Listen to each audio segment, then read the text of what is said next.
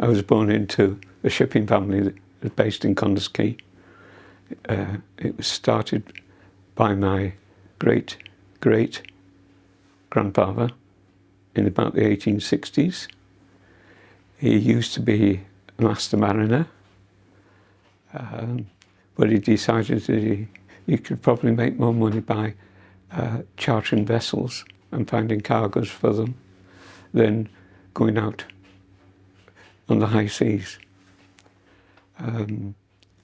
The business carried on until the 1970s, when my father and his sister had taken it over by then. I think, and one of the reasons why I love the job that I do is the history, the heritage, the roots. You know, you've got shipbuilding, we've still got chain makers here. I'm looking around at, you know, all of these old black and white photographs of, you know, probably taken by people that still live and work here or have got family here. And we operate the Harbour Authority on the 1889 Act. You know, I've managed a bit of land in Chester, so we are the Harbour Authority for the English and the Welsh side. You know, and you've got the old 1700 cheese dock. So, you know, Cheshire cheese used to be exported from that little stone dock. Got the old ladders there.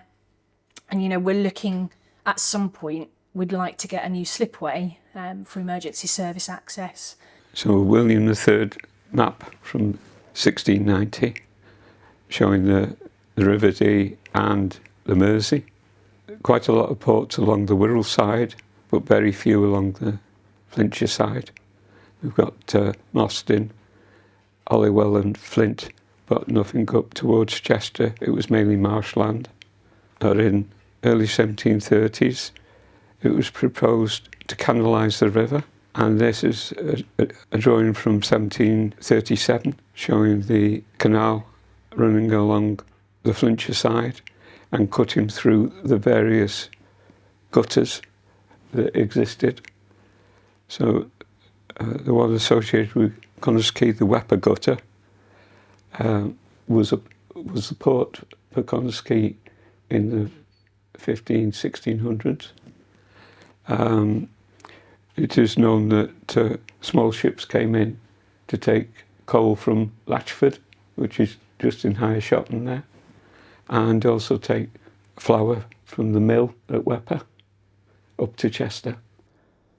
1737 it was first. The contract was put out because the channel went over Parkgate that way. And 1737 it was given to a chap named Nathaniel Kinderton. And the contract was 100 yards wide, 12 foot deep, from here to Chester basically. Well, Blake and Saltley. And they pulled the plug on him after, I think it's 4 or 5 years. The government didn't want to, no, it was too expensive. Then they realised how much land they'd reclaimed. You know, all the Sealand and Garden City, everywhere. Acres and acres and acres of land they'd reclaimed, so they re-established his contract and he carried on all the way. But, yeah, hell of an estuary, fantastic. And I've been pleased to have been part of it, you know, to get me living from it. Loved it. It's been a challenge, but yeah. A map from 1770, done by Bedell, showing the Welsh side and the amount of land being reclaimed. So you've got all the Saltley marshes and also the start of the Sealand area. And just at the end of the canal was Newquay. Connah hadn't been named at that time. Well, Connah on the local town council and the coat of arms, I think you've got 1 sailing ship and 6 salmon, because this used to be a unbelievable salmon river. You know, obviously there's been a decline the last few years, but it was based on shipbuilding, you know, but obviously through siltation and one thing and another, it gradually decline. So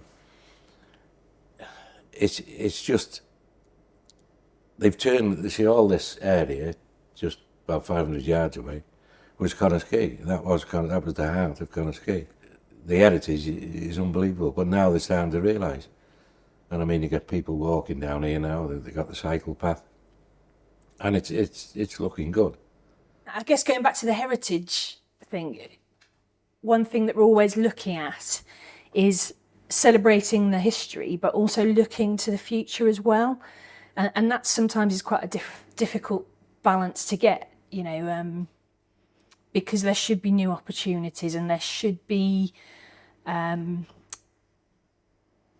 some attraction there for young people to want to come and find out what's here and maybe, you know, get out on the boat, and whether that's, you know, helping to fix navigation aids or fishing or, you know, moving people around, getting a job at the port.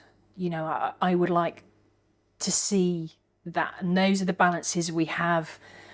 So England and Wales, old and new, we've got lots of commercial interests, but we've also got a very sensitive habitat. So the Dee estuary is one of the most regulated places in terms of the environment. So it's a site of special scientific interest, special area of conservation, Ramsar. So, you know, the overwintering birds feed off the cockles. It's just a rich habitat.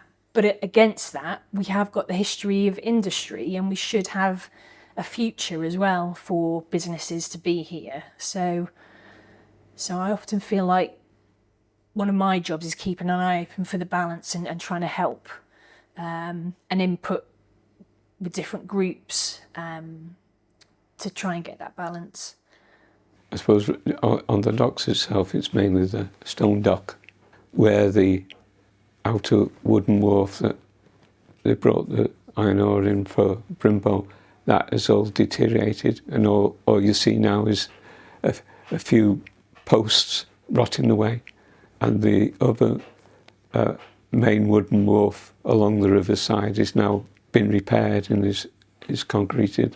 And there's still a few small fishing vessels there, but the whole area's sort of changed from the 50s. Over the past few years, we've certainly seen a shift as to how the Dee is used and the dockside and the buildings around there. So it's been a monumental shift really, in that these docks would be used a lot more for fishing and moving goods in and out of the area, whereas now it's a lot less of that. And the dockside buildings are being used more as kind of commercial premises, but still, you know, in need of, some of them in need of regeneration, and that's again where my team can come in, because Connah's Quay is one of the areas that we'll be looking at.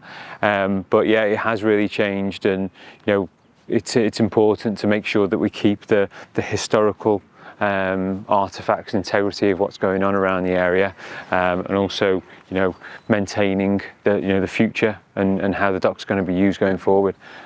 The docks were owned by the railway, and certainly when you look back into the 40s and 50s, they did nothing to repair the docks. And there are notes from the family business where they were continually asking the railway to repair. So the decline of the docks in Connah's Quay, in a way, was forced on them by the railways not putting any money in. It absolutely is such an interesting area, in the fact that, you know, the businesses that have been there, some of the biggest factories over the past 30, 40 years have formed, you know, either right next to where we're standing or a bit further down the Dee. So it's amazing that those have formed in a place like this. And if you look around you, you know, it is a beautiful area. As far as the Dee goes, going out into the Dee estuary, and all the history that's involved there. If you look at, like today, there's hardly any shops at all in Connah's Quay. There's a few, there's a precinct by Wapper, but when you look at the number of shops that were there in the 40s and 50s, virtually every other building along the main high street was a shop. They were either grocery shops, bakeries. Those declined in the 70s, and the quick save came in, and that quite a few shops disappeared with that. And of course, with the larger shops, we've seen these in Shotton now, with the larger shops like Asda opening up, then there's been quite a decline in the other shopping, and now it's charity shops. I think the regeneration depends on what theme that regeneration takes on. When you look at the community that I remember from the 50s, 60s and 70s, the churches and chapels were very strong. And once you got the television coming in the 50s, then people didn't need that community spirit. They sort of stayed in. So when you look at regeneration, is it regeneration of buildings and their use, or regeneration of the people that live here?